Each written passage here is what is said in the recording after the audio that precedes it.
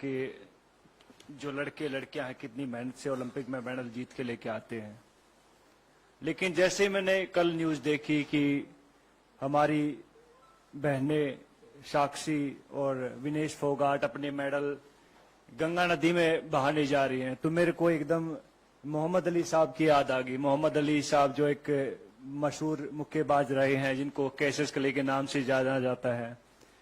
जब उनके ऊपर जब यूएस में गोरे काले की नीति चल रही थी और उनको एक रेस्टोरेंट में दाखिल नहीं होने दिया जा रहा था कि उन्हें बताया कि मैं ओलंपिक गोल्ड मेडलिस्ट हूं, तो उन्होंने उसको बाहर फेंक के मारो, बोला कि तेरे जैसे ओलंपिक मेडलिस्ट बहुत आते हैं।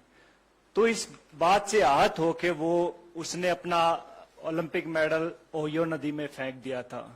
उसके बाद जो क्रांति आई थी पूरे यूएस में, और आप देख सकते हैं कि यूएस दुनिया का सबसे नंबर 1 मुल्क है, तो ऐसे लोगों की वजह से वहां के लोगों ने उन लोगों का साथ दिया कि भैया नहीं, रंग भेद नहीं है, हमें नहीं अलाउड है। लेकिन हमारे यहाँ उल्टा होता है।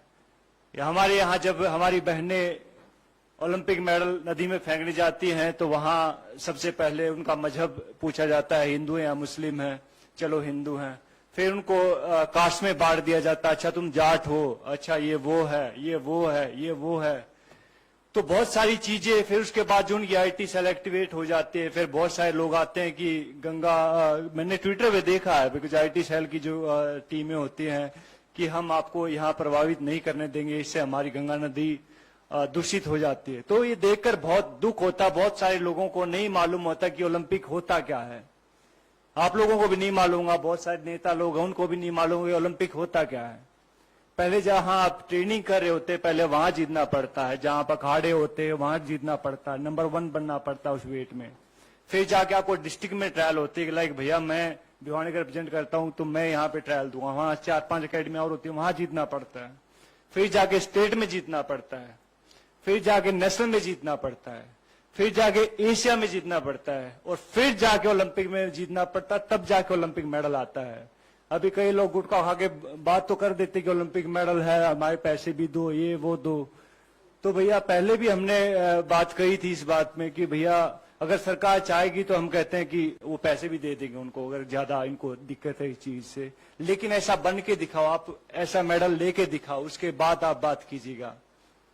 तो बड़ा आसान होता किसी के ऊपर उंगली उठाना। तो बहुत कहते हैं कि दुख होता, हमें बहुत गुस्सा भी आता है इस चीज से कि भैया हमारी बहनों का ये हाल इस सरकार ने कर दिया। इससे पहले मैं कई बार सोचता हूं कि अगर कांग्रेस के टाइम पे अगर ये सब चीजें होती तो क्या होता।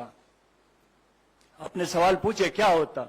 सबसे पहले आई थिंक उसको मिनिस्टर को हटाया जाता, जो भी उसका सदस्य है, जो जहां तक मुझे मेरी सोच है, बिकॉज मैंने राजनीति को जब तक समझ आई है तब तक मैंने बहुत देखा, कांग्रेस को बहुत करीब से देखा है, और अभी मैं बीजेपी को देख रहा हूं तकरीबन 8-9 साल से। तो लेकिन बहुत चेंज है इन दोनों की पॉलिटिक्स में। तो सबसे पहले आई थिंक कांग्रेस उसको निकालते, उसके बाद कहते कि सबसे पहले प्रधानमंत्री या स्पोर्ट्स मिनिस्टर उनसे बात करते, अपनी बहनों से बुलाते कि भैया हाँ दिक्कत क्या हुई, क्या परेशानी है। बहुत सारे लोग कभी कुछ बोलते रहते हैं, लेकिन हम उनके साथ थे, आगे भी हैं और आगे भी रहेंगे। तो मैं चाहूंगा कि विनेश और साक्षी को कहते कि आप लोग सब उनका साथ दें। मीडिया बहुत जरूरी है। आप लोग कहते कि संविधान का चौथा स्तंभ है, तो आप चाहूंगा कि उनको जो सही को सही दिखाएं, गलत को गलत दिखाएं, और मैं हमेशा उनके साथ हूं भैया, एक हरियाणवी होने के नाते, एक ओलंपिक मेडलिस्ट होने के नाते। और ये सब चीजें बिकॉज हरियाणा का हमने देखी है। हरियाणा में जब हुड्डा साहब की गवर्नमेंट आई थी तब ये शुरू हुआ था सब चीजें। उससे पहले कितने ओलंपिक मेडल आए थे भाई साहब, आपसे आने से पहले कितने ओलंपिक मेडल आए थे? बहुत कम आए थे। लेकिन जैसे वहां पे कांग्रेस की सरकार आई, हुड्डा साहब की सरकार आई, तब वहां में कैश प्राइज मिलने शुरू हुए थे, 31,000, 51,000, 1 लाख रुपए। और हमारे लिए बहुत अहम होता था वो 31,000, 21,000 और 15,000 की राशि बहुत अहम होती थी। तो रेवोल्यूशन होता है, चेंज होने में बहुत टाइम लगता है, और चेंज किया है, कांग्रेस ने किया, भैया हुड्डा साहब ने किया है। और अब सब लोग कहते हैं कि हरियाणा से बिलोंग करता हूं तो मुंह बांट देखने लग रहे हैं वहां के, भैया हाँ कहाँ गई सरकार, कहाँ गई वो सरकार। तो भैया टाइम आता, हर एक चीज का टाइम होता है। तो वो कहते हैं कि बड़े बड़े लोग इस दुनिया में नहीं रहे तो ये भी नहीं रहेंगे एक दिन, जस्ट वेट एंड वॉच।